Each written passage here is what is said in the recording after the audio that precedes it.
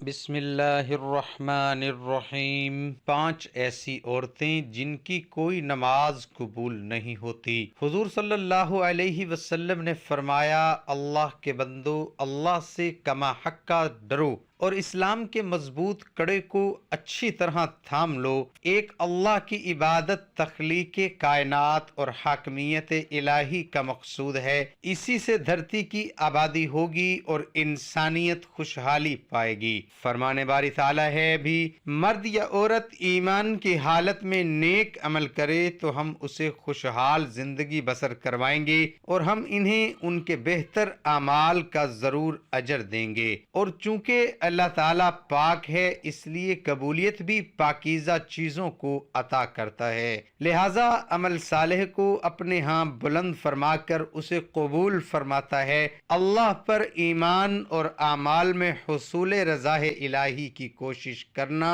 قبولیت کی بنیاد ہے۔ فرمان باری تعالیٰ ہے کہ اور جس کا ارادہ آخرت کا ہو اور ایمان کی حالت میں کما حقہ اس کی کوشش بھی کرے تو یہی لوگ ہیں جن کی کوشش کی پوری قدر کی جائے گی، جبکہ کافر کوئی بھی عمل کر لے اس کے اعمال آخرت میں قبول نہیں ہوں گے اور ان کے اعمال کی جانب بڑھ کر ہم انہیں اڑتی ہوئی دھول بنا دیں گے۔ کافر کو دنیا میں ہی اس کے اچھے کاموں کا صلہ دے دیا جاتا ہے۔ آپ صلی اللہ علیہ وآلہ وسلم کا فرمان ہے، کافر کو اللہ کے لیے کیے ہوئے اعمال کے عوض دنیا میں ہی کھلا پلا دیا جاتا ہے، حتیٰ کہ جب کافر آخرت میں پہنچتا ہے تو جزا پانے کے لیے اس کی کوئی نیکی باقی نہیں ہوتی۔ حضرت عائشہ رضی اللہ عنہا نے ایک بار کہا، اللہ کے رسول، ابن جدعان دور جاہلیت میں صلہ رحمی کرتا تھا، مساکین کو کھانا کھلاتا تھا، تو کیا اسے ان اعمال کا کوئی فائدہ آخرت میں ہوگا؟ تو آپ صلی اللہ علیہ وآلہ وسلم نے فرمایا، اسے ان کا کوئی فائدہ نہیں ہوگا، کیونکہ اس نے ایک دن بھی یہ نہیں کہا، پروردگار روز جزا میں میری خطائیں معاف کر دینا۔ رسول اکرم صلی اللہ علیہ وآلہ وسلم نے یہ بات بھی بیان کی تھی، جو عورت جوان ہو جائے جب تک سر پر دوپٹہ نہیں ہے اس کی نماز نہیں ہوتی، اور آپ نے یہ بھی فرمایا، جو اپنی بالوں کو نہیں ڈھانپتی اس کی نماز قبول نہیں ہوتی۔ رسول اللہ صلی اللہ علیہ وآلہ وسلم نے یہ بھی فرما دیا، اگر کوئی عورت مسجد میں جاتی ہے عطر اور خوشبو لگا کر، جب تک وہ غسل نہیں کر لیتی اس کی بھی نماز قبول نہیں ہوتی۔ اس لیے فرمایا، اے عورتوں کی جماعت، تم میں سے کوئی مسجد میں جانا چاہے تو خوشبو لگا کر نہ جائے، جب تک یہ غسل نہیں کر لیتی یہ نماز یا عبادت قابل قبول نہیں۔ خاوند کی نافرمانی کرنے والی حدیث کے الفاظ ہیں، 3 ایسے لوگ ہیں ان کی نماز قبول ہونا تو دور کی بات، کانوں سے بھی اوپر نہیں جاتی۔ غلام مالک کی اجازت کے بغیر دوڑ گیا، اگر وہ جا کر تہجد بھی پڑھے گا لیکن اس کی کوئی بھی نماز یا عبادت قبول نہیں ہوگی۔ ایسی عورت جو اپنے خاوند کو ناراض کر کے رات گزارتی ہے اس کی بھی نماز قبول نہیں کی جاتی۔ اور ایسا انسان جو لوگوں کو نماز تو پڑھاتا ہے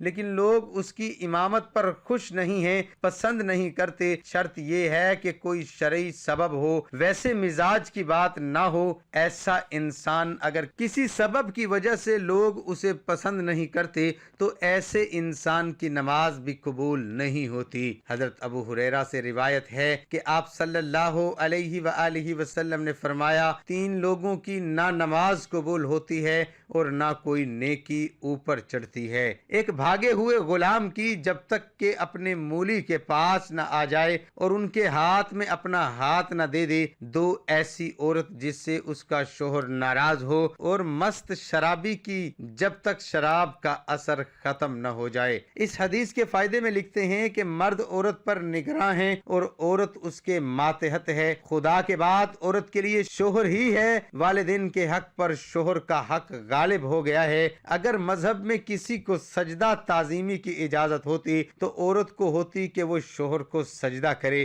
حدیث پاک صلی اللہ علیہ وآلہ وسلم میں ہے، عورت کے لیے اس کا شوہر جنت یا جہنم ہے، کیونکہ اس کے حق کو ادا کر کے جنت پا سکتی ہے۔ جس کا اتنا بڑا حق ہو، بھلا اسے ناراض کیسے کیا جا سکتا ہے؟ پھر خدا نے جیسے رفیق حیات بنایا ہے، زندگی بھر کا ساقی اور معاون بنایا ہو، دنیا میں جس کے بغیر گزارا نہیں، اسے کیسے ناراض رکھا جا سکتا ہے؟ اس لیے اگر شوہر ناراض ہو جائے تو اسے راضی کرنے کی کوشش کرنی چاہیے، کیونکہ اس کے بغیر دنیا آخرت میں نقصان ہے۔ حضرت عائشہ رضی اللہ عنہا کی روایت ہے کہ نبی کریم صلی اللہ علیہ وآلہ وسلم نے فرمایا، بالغہ عورت کی نماز سر ڈھانپے بغیر قبول نہیں ہوتی۔ اس حدیث میں نماز کے دوران سر ڈھانپنے کا حکم ہے، چنانچہ اگر عورت دوران نماز سر نہ ڈھانپے تو اس کی نماز نہیں ہوتی۔ عورت کو نماز میں ہاتھ، پاؤں اور چہرے کے علاوہ باقی سارا بدن ڈھکنا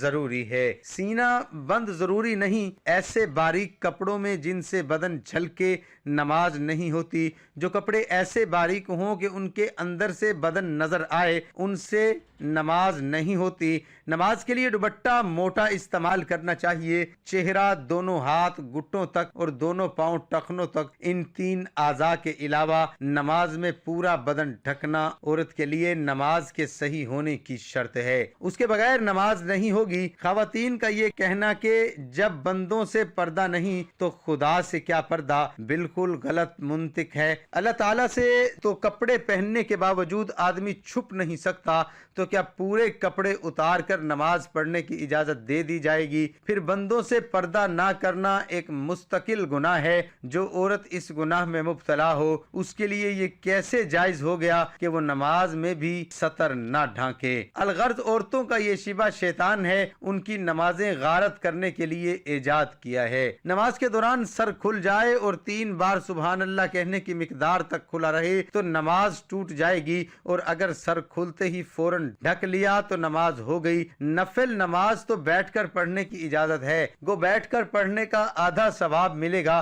لیکن فرض نماز بیٹھ کر نہیں ہوتی، کیونکہ قیام نماز کا رکن ہے، مردوں کے لیے بھی اور عورتوں کے لیے بھی۔ اور اصول یہ ہے کہ نماز کا رکن فوت ہو جائے تو نماز نہیں ہوتی، لہذا جو عورتیں فرض نماز بغیر معذوری کے بیٹھ کر پڑھتی ہیں ان کی نماز نہیں ہوتی۔ ہاں، جسم کا صحیح طریقے سے ڈھکنا ضروری شرط ہے، پہنچوں تک ہاتھ کھلے ہوں تو مذائقہ نہیں، سینے پر اوڑھنی ہونی چاہیے، سجدے میں دوپٹہ نیچے آ جائے تو بھی نماز ہو جاتی ہے۔ عورتوں کا جمع ہو کر اس طرح نفل نماز کے ساتھ ادا کرنا بدترین بدعت ہے اور متعدد غلطیوں کو مجموعہ ہے، جس کی وجہ سے وہ سخت گنہگار ہے۔ اور نیل پالش اور آدھی آستینے والی عورتوں کی تو انفرادی نماز بھی نہیں ہوتی۔ فجر کی نماز تو عورتوں کو اول وقت میں پڑھنا افضل ہے اور دوسری نمازیں مسجد کی جماعت کے بعد پڑھنا افضل ہے۔ جمعہ جماعت اور عیدین کی نماز عورتوں کے ذمہ نہیں۔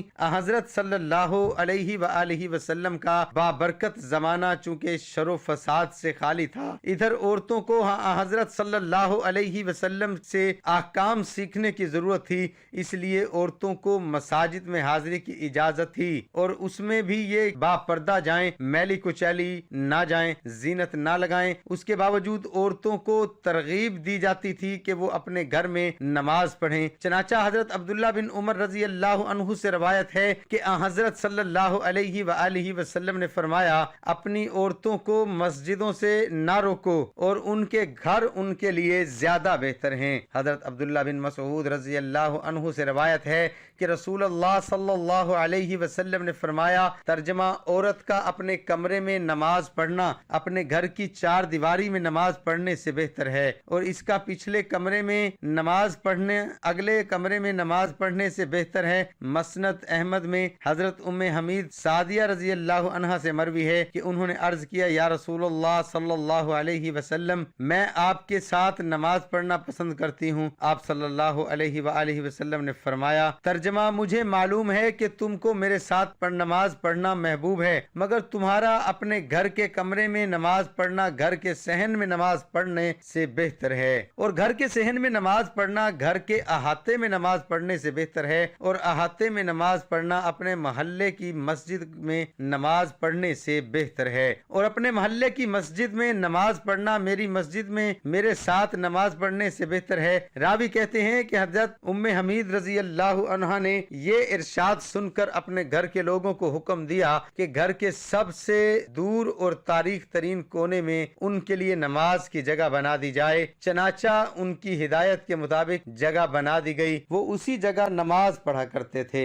یہاں تک کہ اللہ تعالیٰ سے جا ملے۔ یہ تو حضرت صلی اللہ علیہ وآلہ وسلم کے دورہ سعادت کی بات تھی، لیکن بعد میں جب عورتوں نے ان قیود میں کوتاہی شروع کر دی جن کے ساتھ ان کو مساجد میں جانے کی اجازت دی گئی، تو فقہائے امت نے ان کے جانے کو مکروہ قرار دیا۔ ام المومنین حضرت عائشہ صدیقہ رضی اللہ عنہا کا ارشاد ہے، عورتوں نے جو نئی روشن اختیار کر لی ہے، اگر رسول اللہ صلی اللہ علیہ وسلم اس کو دیکھ لیتے تو عورتوں کو مسجد سے روک دیتے، جس طرح بنو اسرائیل کی عورتوں کو دیا گیا تھا۔ حضرت ام المؤمنین رضی اللہ عنہا کا یہ ارشاد ان کے زمانے کی عورتوں کے بارے میں ہے، اسی سے اندازہ کیا جا سکتا ہے کہ ہمارے زمانے کی عورتوں کا کیا حال ہے۔ خلاصہ یہ کہ شریعت نہیں بدلی، اور حضرت صلی اللہ علیہ وسلم کے بعد کسی کو شریعت کے بدلنے کا اختیار نہیں، لیکن جن قیود و شرائط کو ملحوظ رکھتے ہوئے حضرت صلی اللہ علیہ وسلم نے عورتوں کو مساجد میں جانے کی اجازت دے دی،